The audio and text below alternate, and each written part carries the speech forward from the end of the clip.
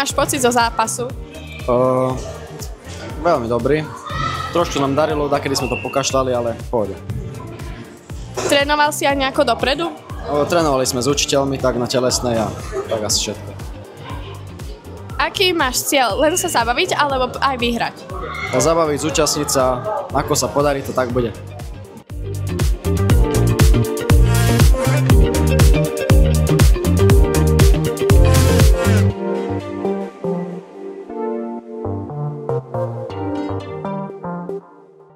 Trénoval si nejak dopredu? Trénoval som s panučným Servilom, ale povedal by som, že celý môj život bol tréning. Ak by si mal opísať váš tým jedným slovom, aké by to bolo? Buď fenomenálny, alebo bezchybný. Kto je podľa teba najťažší super? 8A a povedal by som, že buď Viktor, alebo Kristofer.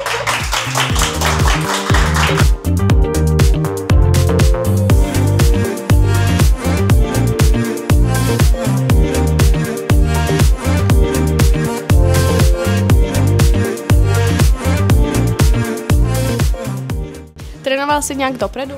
Áno, lebo proste som mal nejakých aj vzorov a trénoval som najviac futbal dopredu alebo aj florbal.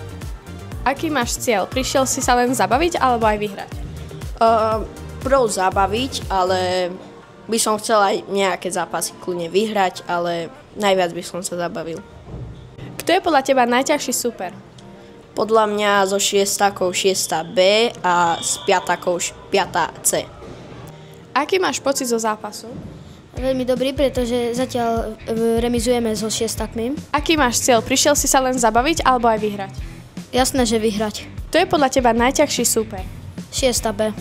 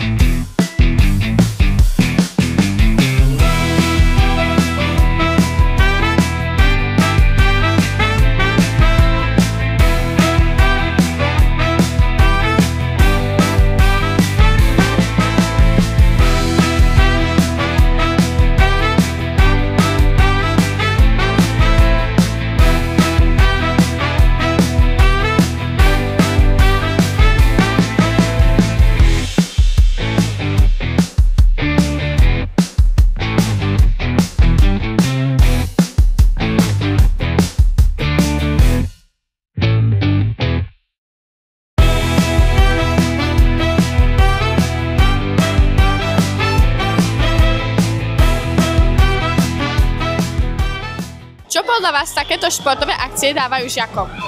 Tak myslím si, že určite podporujú tímového ducha a naučia sa hrať fair play. Podporujete nejaký konkrétny tím? No, ak sa môžem úprimne vyjadriť, tak áno, je to 6B trieda, aj chlapcové dievčatá a ešte 9-takov určite. Ako vnímate atmosféru na turnaji?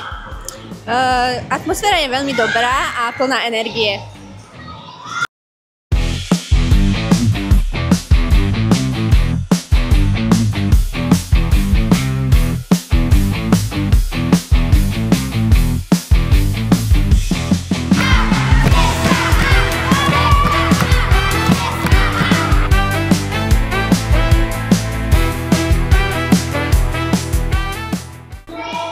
Ak by si mala opísať váš tým jedným slovom, aké by to bolo?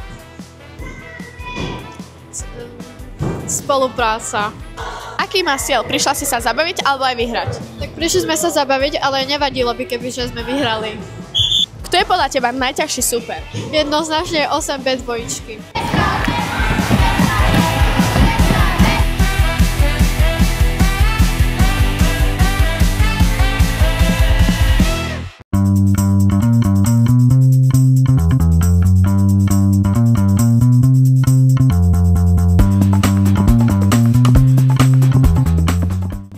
Ako hodnotíš výkon svojho tímu?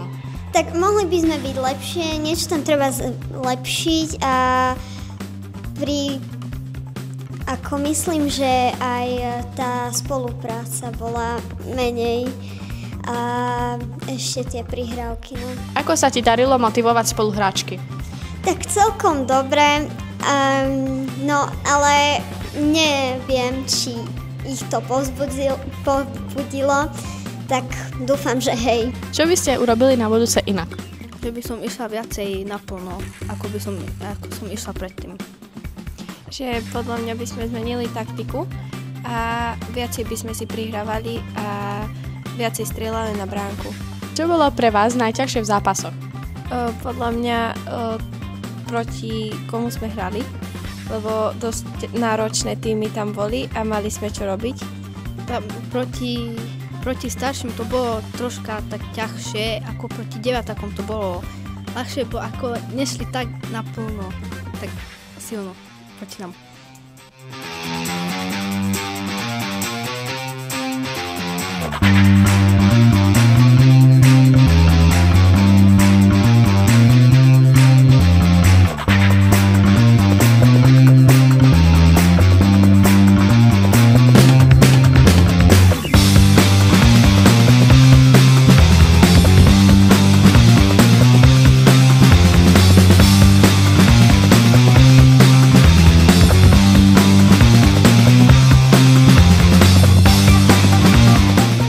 Kroky ste museli podniknúť, aby všetko prebehlo podľa plánu? Tak musím sa priznať, bolo to náročné zorganizovať. V prvom rade bolo dosť náročné získať súhlas vedenia školy na organizáciu takéto súťaže, nakoľko bolo zapojených veľa detí, čiže bola početná skupina aj chlapcov, aj dievčat. Následne bolo treba zabezpečiť priestory. Vďaka máme v meste športovú halu, ktorú sme mohli využiť a takto by som sa chcel poďakovať aj mestu za prenájom tejto haly alebo poskytnutie tejto haly na náš florbalový turnaj. No a potom už spomínaná príprava ihriska, zabezpečiť to, premyslieť to tak, aby to fungovalo. Následne zorganizovať ten celý turnaj, čo sa týka časového rozpisu a aby sme sa zmestili do určitej časovej dotácie. Čo bolo pri príprave najťažšie? Pri príprave bolo najťažšie pripraviť celú športovú halu tak, aby sme mohli zorganizovať tento turnaj na dvoch súbežne hraných ihriskách. Tým, že sme nemali materiálne zabezpečenie na florbal ako športovú súťaž, tak sme museli improvizovať, ale nakoniec si myslím si, že všetko sa dobre podarilo. Ihriska boli pripravené na dobrej úrovni a deti mohli športovať a hrať túto športovú hru florbal.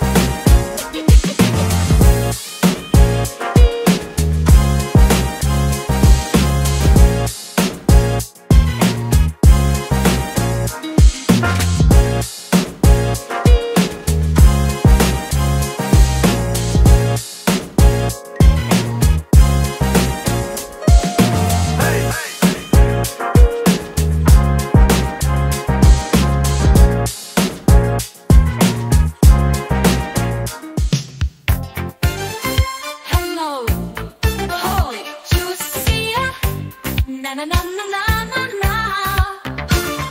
Žiacké echo je tu zasa. Žiacké echo.